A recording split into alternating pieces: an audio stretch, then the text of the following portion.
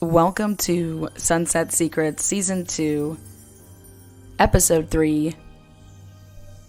This is Truth and Transparency YouTube page. Lana Oriani, Fight for a Family. That is www.fight4, the letter A, family. Leaving off on Episode 2 was breaking down the timeline of the last person to have seen Officer Naim in the Linmar Terrace alive. So we will be picking up here in Episode 3 with more of the timeline as to what time did Officer Naim get ambushed and murdered in Linmar Terrace. The people in the van who would have been Gordon, Dan, Richard, and Patricia. Again, they stated that they left the hospital, were discharged, and then Gordon and Dan picked up Richard and his girlfriend, Patricia, from the Aliquippa hospital, drove them then to Linmar Terrace. They drove up, parked the van, and as they got out of the van, they realized that they locked the keys in the van. They then say that they probably arrived between 7:30, 7:45, and then one of the gentlemen walks over to pick up or try to get Officer Naim or one of the officers' attention, whoever would be at the substation, to try to get them to pop the lock of the van. This is where I came across the first sighting of Officer Naim being alive. Well, as I dug deeper, I came across two people by the name of Diane and Deborah. And Diane and Deborah, between the hours of 4:30 and 5:30, place Officer Naim alive. And in fact, they see Officer Naim walking. While he is walking, they also see these people drinking beer, staring down Officer Naim. The names are Too Sweet, Burrell, Ramon, and Piddle. Diane and Deborah thought that they were going to jump Officer Naim, and that day, claim in their report when they talked to police officers that they called the police department, they called 911 to report because they were nervous by the way that Too Sweet was staring down Officer Naim, that something was off. And again, this is between the hours of 4:30 and 5:30 that Diane and Deborah place Officer Naim alive around Too Sweet, Burrell, Ramon, and Piddle, with Too Sweet glaring down Officer Naim. Now, I wanted to see how good of a report this was and how accurate their recollection could be. And this report was on 3/18/2001. So the murder was on 3/15, 3/18, and again, stating between the hours of 4:30 and 5:30 p.m., those four were observed. They had a case of beer and were standing near the corner apartment of 320. Too Sweet was standing slightly apart from the group. He had a large amount of money in his hand, looking at it. This witness remembers her and her sister were sitting and talking. They noticed the victim, Officer Naim, walking past her residence opposite the four individuals, walking toward the substation. Naim walked out of their view. Naim came back into their view. He had crossed the street to the same side of the street as the four. As Naim walked past the four, he looked back at them several times. Both Diane and Deborah described Too Sweet looking at Naim with a quote-unquote hateful look. As they watched, they felt that the four were possibly going to jump Officer Naim. These two sisters then decided to call 911 in the event that this occurred. Naim continued with no incident. Too Sweet continued to stare at Naim until he was out of sight. Now, police reports, phone calls in, would state and would have this supposed alleged 911 call. But yet, in none of the police reports did any police officers report at any time that somebody had called up saying that there was a call-in for Officer Naim about Too Sweet staring and glaring down Officer Naim between 4:30 and 5:30, which would actually put Too Sweet up in Linmar Terrace. Where is that 911 call? So your timeline with Aliquippa High School letting out and the middle school letting out at 2:20. Officer Naim begins his shift at 3. It's the 3 to 11 shift. And now here we have the sisters seeing Officer Naim between 4:30 and 5:30. It's a visual. Then we have from episode 1, Tiki Hayes reporting that he was with Matt, Jamal, and Marcus playing basketball at the basketball courts. And in his initial interview was around 5 o'clock. Joining him was Tiger around 5:30. Shoo around 5:45. And then stating that Shoo and Shoo and Tiger ended up leaving the basketball courts before the rest of them. Now, sunset in Aliquippa on March 15th, 2001 was 6:20 p.m. So it was going to start getting dark just a little bit after then, the 6:28, 6:29 p.m. sunset. The other minor children or teens that would have seen or could have seen anything in Linmar as far as the Officer Naim shooting, Chantel, Jordan,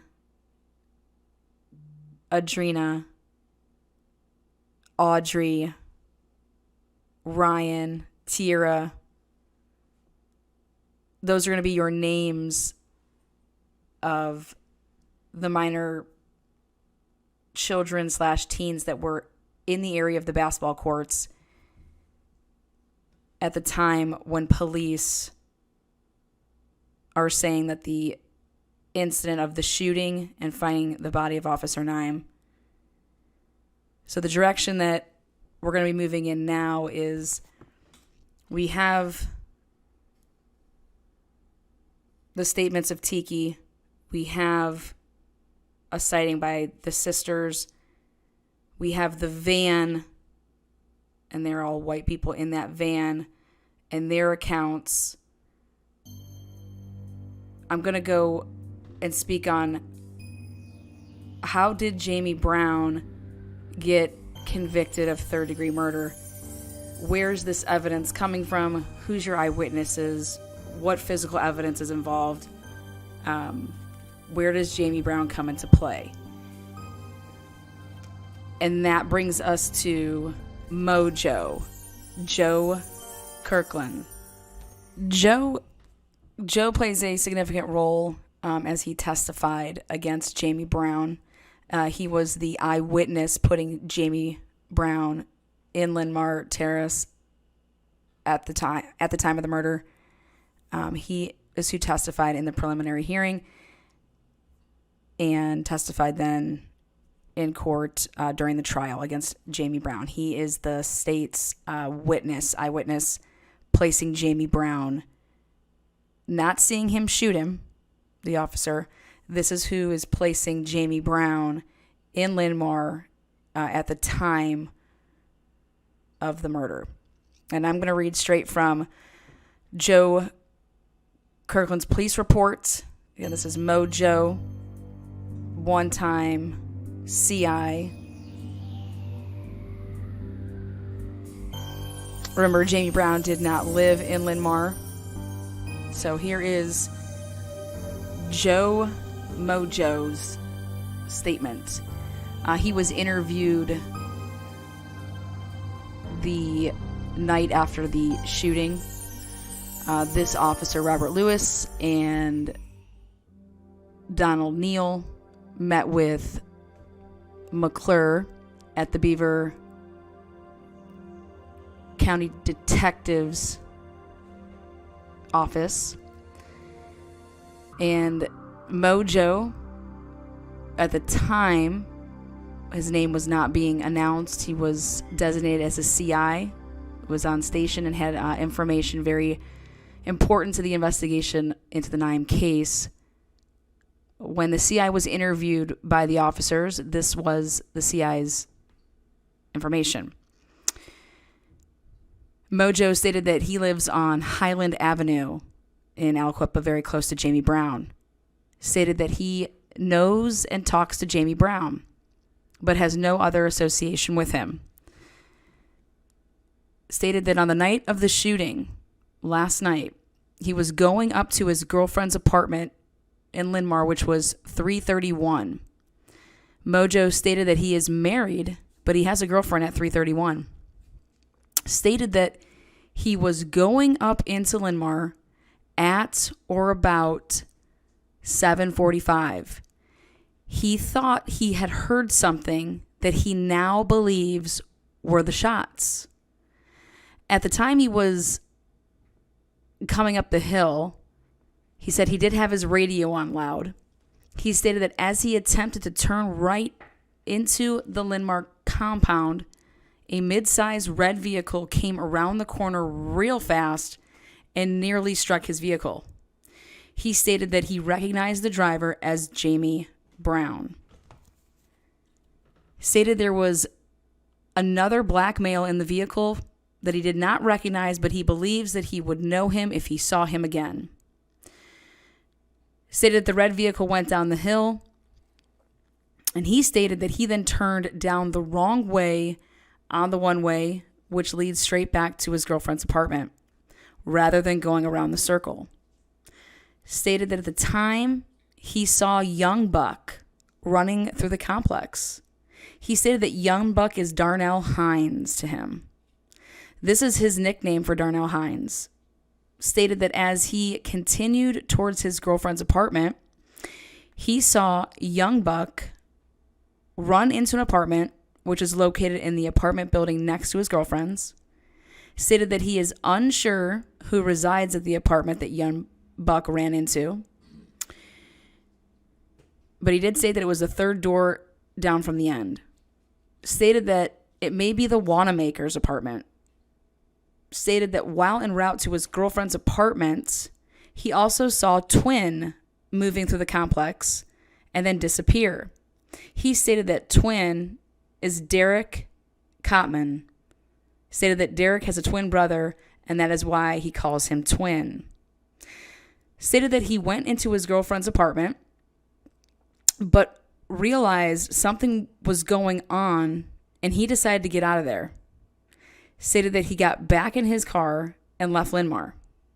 Stated that he went back down to Highland Avenue, where he lives, and he encountered Jamie Brown. Stated that he talked to Jamie Brown and said to him, "Man, what's going on? You almost tore up my shit." Stated that Jamie Brown told him, quote unquote, "We just put a bullet in the man's head," and implied that he had to get off Linmar. Stated that Jamie further told him that he had to run, but he needed a favor and he would get back to him. Stated that he would blow him, which means he would blow his horn at his residence. Stated that Jamie returned within the hour and blew him. Stated that he walked out of his residence and talked to Jamie, who was still in the red car. Stated that Jamie then made some of the following statements to him, quote unquote, We put a bullet in the fucker's head. Motherfucking cop. Stated that Jamie also said, they got my boy. Stated that he asked of Jamie, who, young buck? Stated that Jamie indicated that was the case, and then said something about them dusting his boy, but they wouldn't find anything on him. Stated that Jamie also said something like, quote unquote, they won't find anything on me either. Stated that Jamie also told him to keep his ears open for anybody doing any talking about the shooting and to let him know because he would have them dusted. Mojo also had a couple more things to say, and something that I noticed from the report is this report was supposedly given the night after Officer Naim's death, so that would be 3/16. It should be noted, though, that the date of this report, when it was actually typed up, was 3/30/2001, so March 30th. This would have been after Jamie Brown's arrest that came on March 17th, and after Jamie Brown announced and told police his movements, his exact movements, that afternoon, evening of Officer Naim's death. But closing out here, this police report from the supposed statements of Mojo, the CI, he concludes with saying that Jamie also asked him for a favor and told him he would settle up with him later. Stated that he needed all the lights in the back alley shut off behind his house around midnight. Stated that Jamie then took off, saying he had to go get a rental, meaning a car. Stated that he did do as Jamie asked, and he went and got to the back alley and went up the porch and unscrewed all the porch lights except for the one on the end, which he left on. Stated that it was a motion light. Stated that the reason for that was he thought that someone was going to be coming into the back alley to hide drugs, and he wanted to see where they would hide them. Stated that Mark was at the house with him and was watching the front door and was to let him know when Jamie arrived. Stated that after midnight, he hid up on the hill behind his house, overlooking the back alley where the lights had been turned off. Stated that shortly after midnight, Jamie and two other guys who he thinks were Moreland and Moore, came into the alley and were moving guns through the alley towards Jamie's grandmother's house.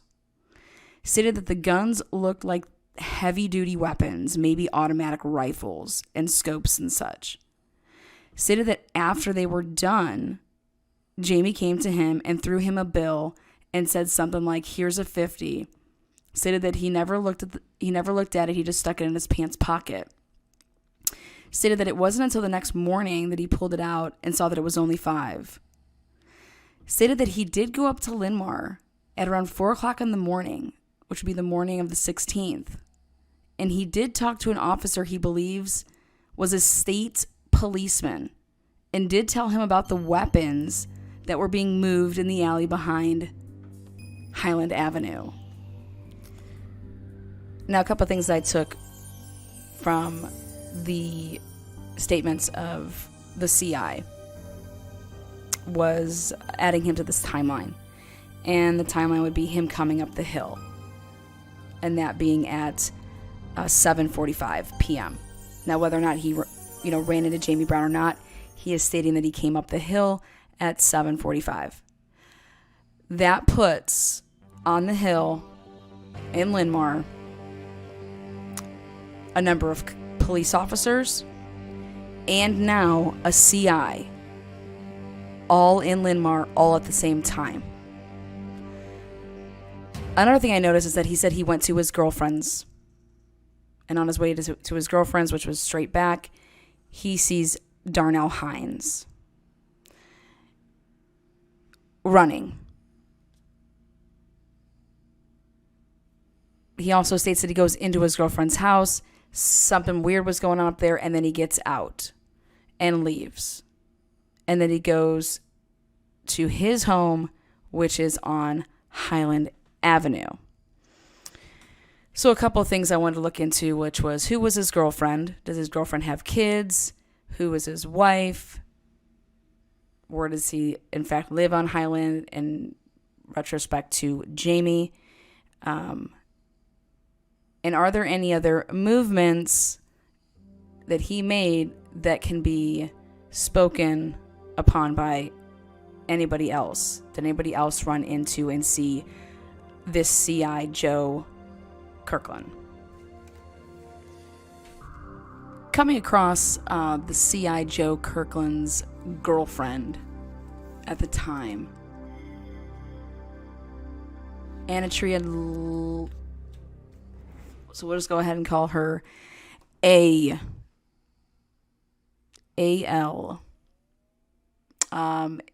It was a report that I found that was typed up June 27th, 2001. So you have to, half of March, April, May, and then almost all of June. So 3.5 months after the murder. This is when this is typed up. Robert Lewis, this officer Robert Lewis, and Trooper Michael Kukowski interviewed the above AL at her apartment at approximately 10:30 on 6/27/2001. She stated the following. Stated that she and her 2 children lived at the apartment, 331. Stated that Mojo was seeing her back at the time of the shooting of Officer Naim. Stated that he did have a key to her apartment and he frequently visited her. Stated that on the night of the shooting of Officer Naim, she was not home.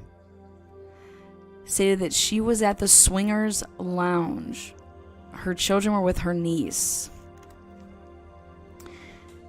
Stated that she didn't get up to Linmar until approximately 9:30 p.m. And then she could not have drove up to actually her apartment. Stated that she had to park on the hill and climb the steps to her apartment. Stated that she saw Mojo down at the Swingers Lounge maybe around 7:30 p.m.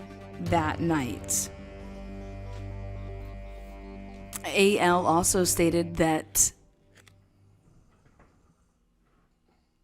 he came in to the Swingers Lounge and they talked, and she told him she would be home a little later.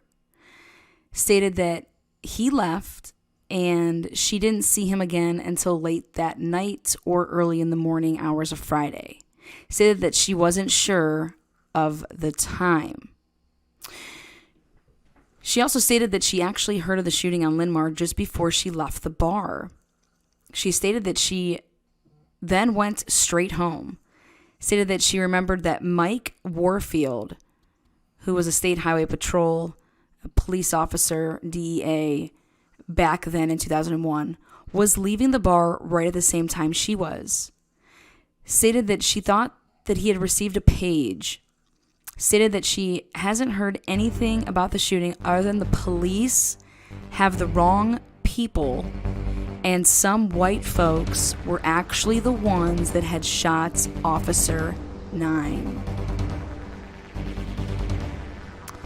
Stated that Anthony Too Sweet Smith is her cousin. She did not remember seeing him on Linmar on the day of the shooting. Stated that she is pregnant and did admit that the baby's father is Mojo. Stated that she had no contact with Mojo since he was married, for which she had no prior notice. Stated that had no knowledge as to whether Mojo may have stopped at her apartment prior to her getting home. Stated that he could have, but she didn't know. And then the police officer here in the report states that it should be noted that this officer conducted a prior interview of AL at approximately 12:30 on 4/2, so April the 2nd, at her apartment, and a review of those notes from that interview showed both statements to be consistent. Well, from that second interview, and then I'll be reading the first one, but we're going to see what the police deemed to be consistent when we compare the two ourselves. But in this police report, this breakdown here, the things to note here is that she is claiming that Mojo came to Swingers Lounge, and she believed that it was around 7:30. And this is significant because Mojo claims that at 7:45 he was going up the hill, and that's when he ran into Jamie Brown and almost hit him, and then proceeded to 331, which is her address. And then he went in to her apartment. Again, this is at 7:45, was there for a little bit, not long at all, and realized that things were weird up there and decided to leave. Remember, she now is saying that she was not home at that time. So I have a question. Why would Mojo, after leaving Swingers at 7:30, why would he then go to his girlfriend's at 7:45 if she's not going to be home, and knows that she's not going to be home because he was just with her at the Swingers Lounge? So it comes down to a timeline like it should always. And let's see how consistent that statement is with the one that she gave on April the 2nd. Again, on April the 2nd, 4/2, AL was interviewed at her residence, which is 331 Linmar. She stated that she was not at home at the time of the shooting. She stated that she was at the Swingers Lounge on 5th and Jefferson Street. She had gone to the bar with her niece. While at the bar, her boyfriend Joe came inside the bar around 8:30, 20-30 hours. He asked her if she wanted a drink. He purchased her a drink as well as the other woman and then left.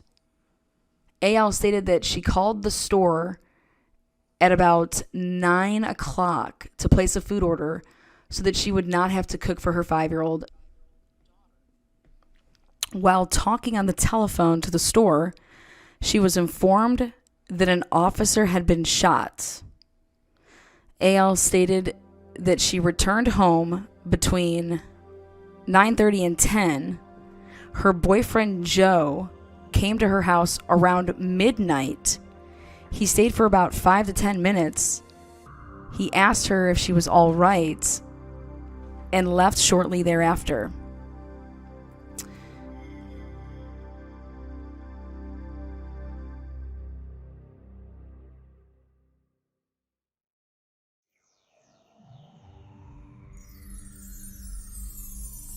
Now, comparing these two statements that the police officers are deeming to be quote unquote the same information. Well, let's point out the differences. A big difference here is the 7:30 or 8:30 time, of which time did Mojo come to the Swingers Lounge. The next question is Mike Warfield was not mentioned in one of the reports, and the other report he was, and was also stated that she had heard about the shooting, stated that she thought that he had received a page, and that's how she found out about the shooting. She also states that she had to park on the hill, and that she couldn't walk up, or she couldn't drive up because she had to park on the hill. She also states how she called in her food order and that from her food order, the person on the other line stated that a cop had been killed.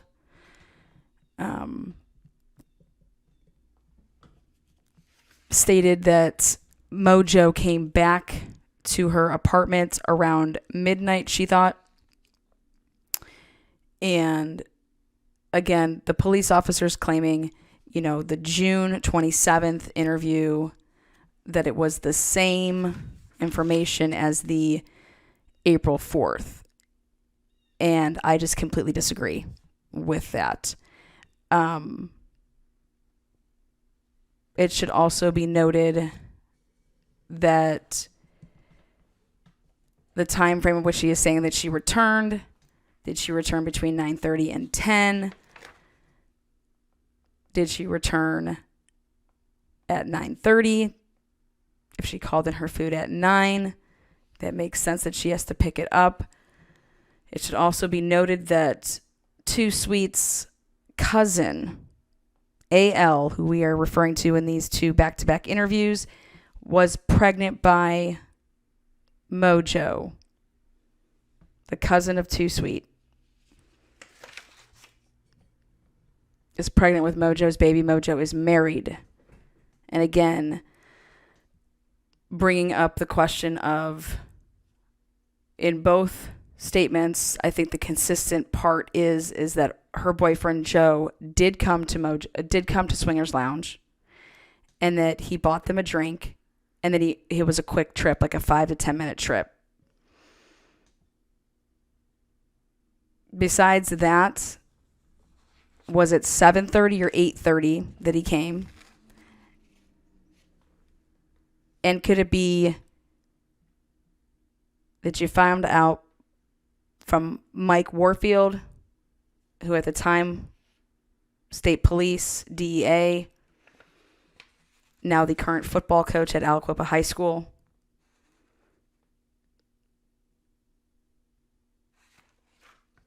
And if you go back and you listen to Mojo's statements, he was coming up the hill at 7:45, almost hit Jamie Brown coming down.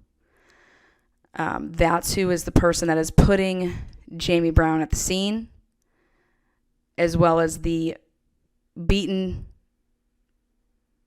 Darnell Hines statement that is later recanted. But Mojo Joe also states that he was at home at midnight because he was watching out on top of the hill to see if and what Jamie Brown was bringing, and wanted to spy on to see if there were drugs being hidden or what. And that's when, just a little bit after midnight, is when Jamie Brown came back with a couple males when he claims about these guns being moved. But yet his girlfriend is saying that Mojo Joe came to her apartment back later that night around midnight.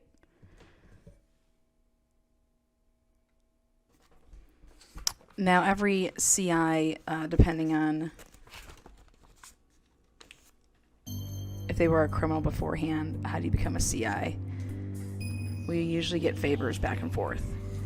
So fast forwarding to 2021, when I was reading the petition that Jamie Brown's attorney wrote for his post-conviction relief, I came across the 37th statement. In addition, the Commonwealth relied on false testimony from Joseph Kirkland, a known snitch, who claimed that he saw Mr. Brown speeding in a red car on Linmar Terrace, and that Mr. Brown told him later that night that Mr. Brown had put a bullet in the man's head. Kirkland had then pending charges for rape and indecent assault, which were withdrawn in exchange for him pleading no contest to corruption of a minor. No other witness who testified observed Mr. Brown in the area, and Mr. Brown pre-offered an alibi defense. Now, I even wanted to go a couple more steps further and make sure that, Mojo, Joe, was lying in his statements to the police. Maybe some things were true. Maybe he was up in Linmar. Maybe he wasn't. But did he run into Jamie Brown in a vehicle? Did he witness Jamie Brown carrying and transporting guns with 2 other citizens of Aliquippa? So I came across the statements made by Moore and Moreland, of whom Mojo said that he witnessed Jamie Brown at midnight moving guns with. In every investigation, you come across just statements that make you laugh a little, because when you see this and when I read this, this person literally told the police everything that they did this day. This was on August 15th, 2001, that this reporting officer, Ludwig, and Trooper Ben Hetrick interviewed Curtis Moore.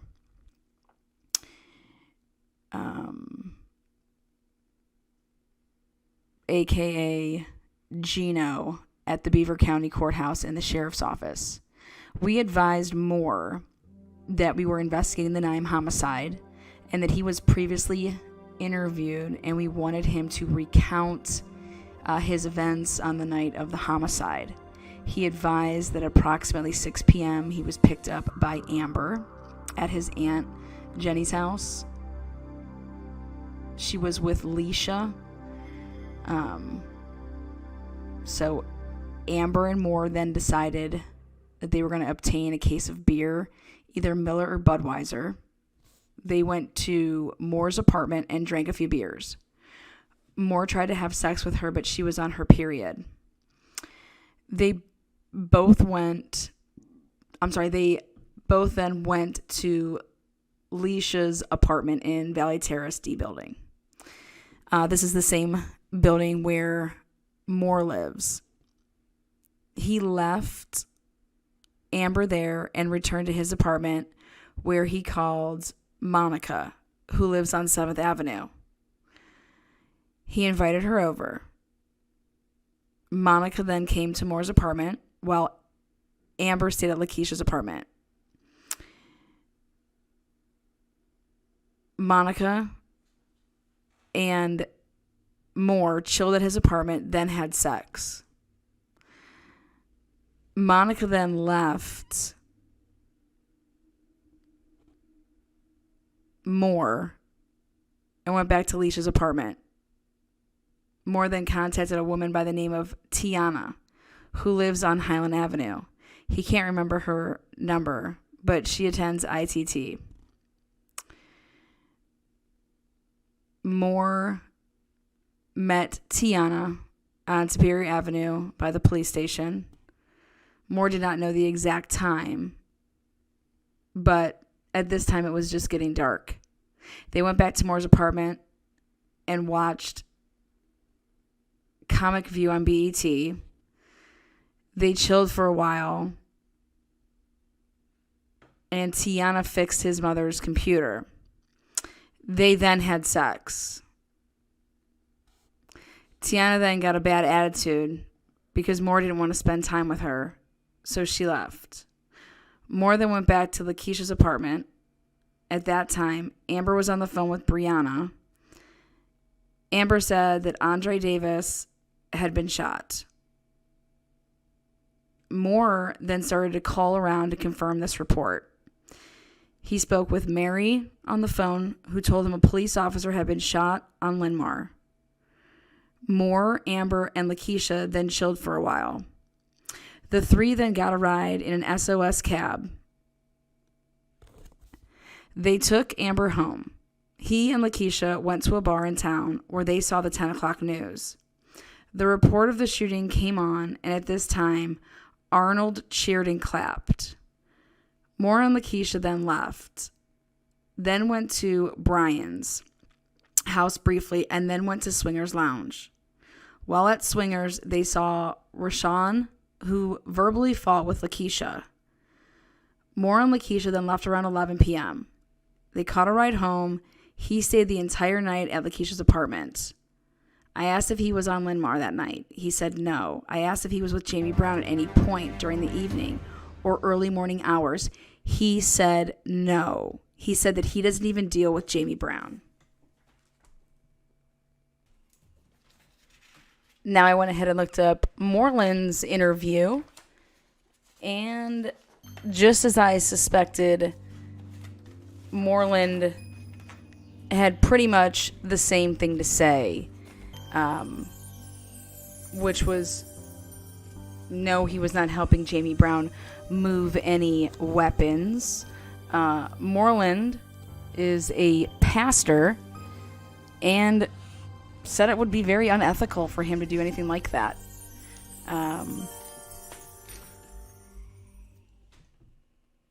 So is Mojo a credible eyewitness to having Jamie Brown up in Linmar the evening that Officer Naim was killed? Two of the people he said he saw moving guns at midnight both claim otherwise, as well as put themselves in other places with supporting casts vouching for them. So a false statement, a false confession, once one thing is found out to be not true, all of it should be deemed a false statement, a false confession. Again, did Mojo Joe Kirkland have a reason to lie on Jamie Brown? And the answer is yes, and there were multiple reasons. Next week on Sunset Secrets, episode 4, we finally get into like the crime scene where were the shell casings, what was under Officer Naim's body, what kind of gun, what is in the reports from the crime scene of Officer Naim. Officer Naim, while on foot patrol in Linmar Terrace, Aliquippa, Pennsylvania, was shot twice in the side of the head on March 15, 2001 at approximately 8:15 p.m. and died as a result. On or about March 17, 2001, Mr. Brown and A.C. Taylor were arrested and charged with criminal homicide in connection with the shooting death of Aliquippa Police Officer James Naim. After being incarcerated for approximately 1 month and fearing the death penalty, Mr. Hines made a statement that he saw Mr. Brown shoot Officer Naim. All coming up here on Season 2 Sunset Secrets. All copyright is reserved. Any redistribution of this material is strictly prohibited. Truth and Transparency, Fight for a Family, Sunset Secrets, in part sponsored by memberships on the YouTube channel Truth and Transparency, and the memberships on the website fight4family.com.